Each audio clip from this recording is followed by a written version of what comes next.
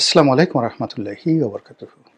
সম্মানিত দর্শক, আমিরে জামাত ডক্টর শফিকুর রহমান মারাত্মক বেকায়দায় পড়েছেন। গত ১৭ মাসে তাকে নিয়ে বহু বিতর্ক তৈরি হয়েছে এবং এই যে বিতর্ক হওয়া একদিকে ভালো, এই কারণ হলো যে জামাত এখানে ইসলাম প্রচার করতে আসেনি, পীর কিংবা মোর্শেদ সাজতে আসেননি। এখানে ডক্টর শফিক এবং তার দল রাজনীতি করতে এসেছেন। আর রাজনীতির ময়দানে যুদ্ধ, হিংসা, বিদ্বেষ, একে অপরের যাকে বলা হয় খিস্তি খেউর বা একে অপরকে হেয় করা, এটা চিরকাল থেকে হয়ে আসছে। আমাদের নবী মোহাম্মদ রসুল্লাহ সাল্লাহ ইসলামের জীবনের কয়েকটি অংশ ছিল।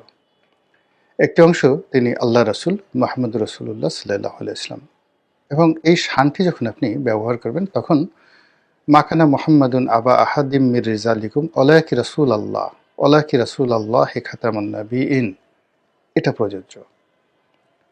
কিন্তু তিনি যখন একজন স্বামী হিসেবে দায়িত্ব পালন করবেন, পরিবারের অধিকর্তার রূপে দায়িত্ব পালন করবেন, সেক্ষেত্রে তার স্ত্রীর সঙ্গে, তার সন্তানের সঙ্গে, তার পরিবারের অন্যান্য যারা আপনজন আছেন তাদের সঙ্গে দৈনন্দিন তার যে সকল ঘটনা ঘটেছে, যেটা আমাদেরই মতো সাধারণ মানুষের জীবনে, এখানে কোনো রকম অলৌকিকত্ব নেই।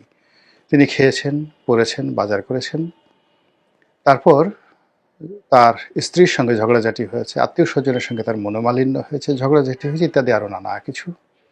আবার যখন তিনি যুদ্ধক্ষেত্রে গিয়েছেন, যুদ্ধক্ষেত্রে তিনি যুদ্ধ করেছেন একেবারে পরিপূর্ণ বীরের মতো, যোদ্ধার মতো।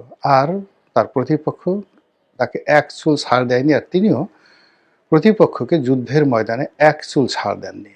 কেবলমাত্র যখন তিনি বিজয়ী হয়েছেন তখন রহম করেছেন বীরের মতো, রহম করেছেন মুসলিম মুত্তাকিদের মতো। এই যে পার্থক্য। তো এক্ষেত্রে আমিরে জামাতের অবস্থাও তাই।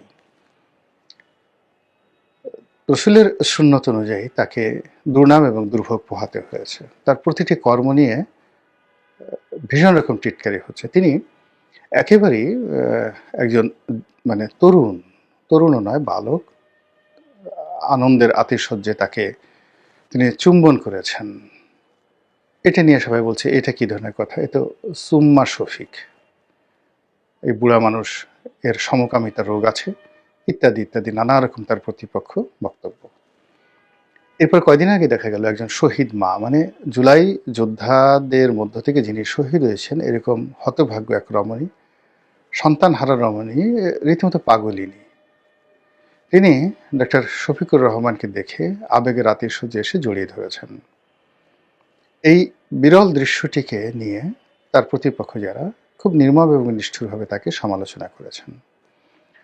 কয়দিন আগে আল জাজিরাতে তিনি এটা সাক্ষাৎকার দিয়েছেন, এবং এই সাক্ষাৎকারে আমি আলাদা একটা ভিডিও করব, এবং এই সাক্ষাৎকার দেখে তার যারা প্রতিপক্ষ ভীষণ রকম মানে লাঞ্ছিত হয়েছেন, অপমানিত হয়েছেন এবং কষ্ট পেয়েছেন। তার কথাগুলো ছিল খুব ধারালো, সুস্বাদু, স্ট্রেট ফরওয়ার্ড, এবং অ্যাট দ্য সেম টাইম যেটি কেউ তার কাছ থেকে আশা করেনি, তিনি ইংরেজিতে সাবলীলভাবে বক্তব্য দিয়েছেন।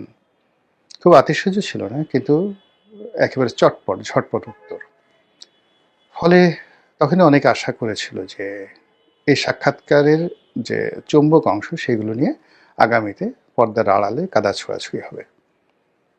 তো কাদা ছোঁড়াছুঁড়ি হলো কি হলো না, মূল ব্যাপার হলো যদি আপনি ইমান ব্যবহার করেন, একিন ব্যবহার করেন, আপনার কমন সেন্স ব্যবহার করেন, সেক্ষেত্রে ওনার মতো জায়গা থেকে যে কোনো রমণীকে সেই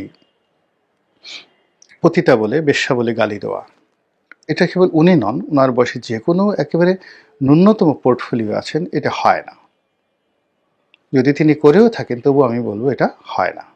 কেন করে থাকেন সেটা পরের বিষয়, মানে ওনার কোন কথা বলিনি, মানে ওনার বয়সের যে কোনো একজন পুরুষ, তারপরে ওনার পোর্টফোলিওতে যে কোনো একজন পুরুষ, তিনি রাগ হয়ে ঝগড়াঝাটির সময় তার প্রতিপক্ষকে এই ধরনের একটা কথা একান্ত ব্যক্তিগত পর্যায়ে বলতে পারেন, এবং অনেকে বলেনও। এবং এর আগে একবার ওই বিখ্যাত ওয়াইজিন, সে তার ভাইয়ের সঙ্গে ঝগড়া করছিল, সেই ঝগড়া করতে গিয়ে ঝগড়া এমন তিক্ত পর্যায়ে পৌঁছে যায় যে সেই ওয়াজকারী, খুব নামকরা ওয়াজকারী, সে তার মাকে খুব অশ্লীল এবং অশ্রাব্য ভাষায় গালি দেয়, মানে ভাইকে গালি দেওয়ার জন্য।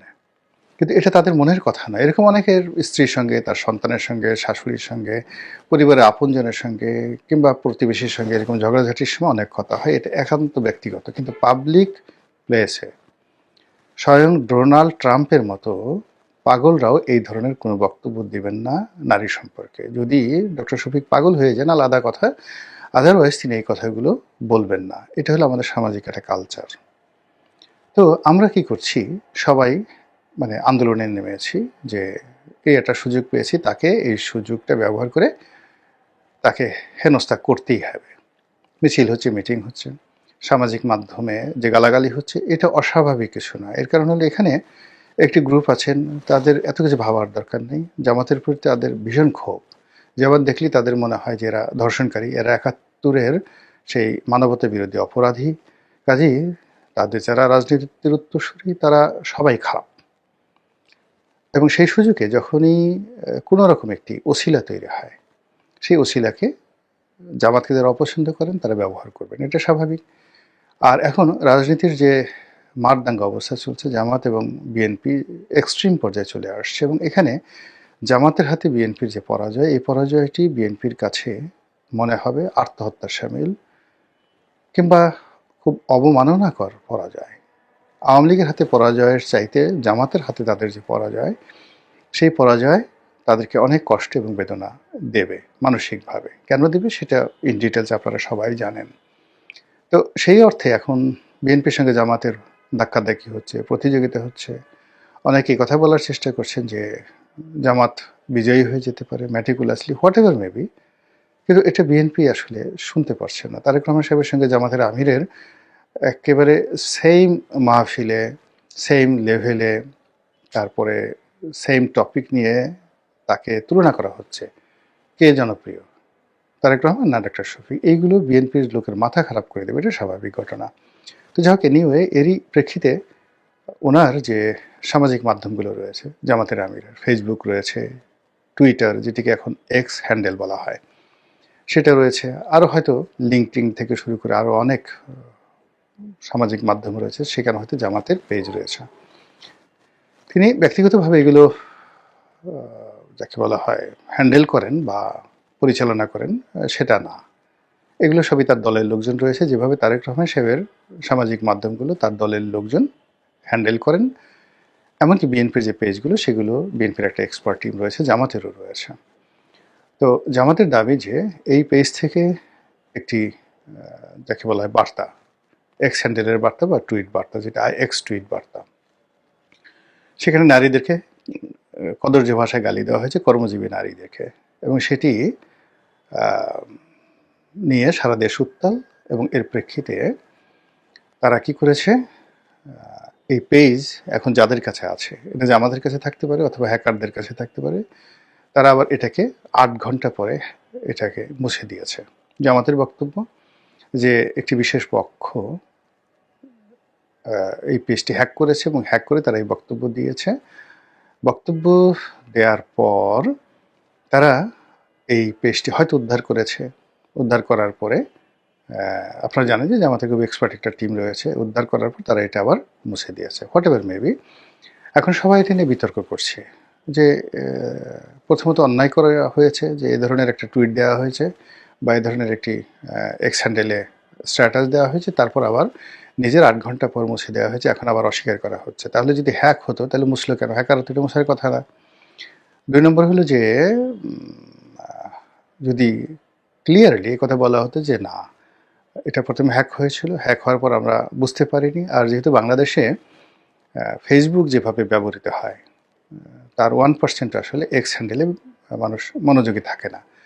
ফলে জামাতের যে ফেসবুক পেজ রয়েছে বা ইউটিউব চ্যানেল রয়েছে, সেগুলো তারা হয়তো দেখা গেল ঘন্টায় ঘন্টায় চেক করে, কিন্তু এক্স হ্যান্ডেলটা আসলে চেক করা হয় না। বাংলাদেশের মানে 1% লোক আসলে এক্স হ্যান্ডেলের সাথে জড়িত নন। তো সেই অর্থে যখন এরকম ঘটনাটি দৃশ্যপটে এলো, তখনই জামাত তৎপর হয়ে এই জিনিসটা দেখেছে। সো এরপর তারা ব্যবস্থা নিয়েছে। এই কথাগুলো তারা ক্লিয়ারলি বলতে পারেনি। বলতে না পারার কারণে এটা নিয়ে একটা ধোঁয়াশা তৈরি হয়েছে, এবং সারা বাংলায় যেটা হচ্ছে, জামাত বিরোধী লোক এটাকে হাতিয়ার হিসেবে ব্যবহার করেছে। আর জামাত এটা নিয়ে তেলে বেগুনে জ্বলে যাচ্ছে যে তাদের সবচেয়ে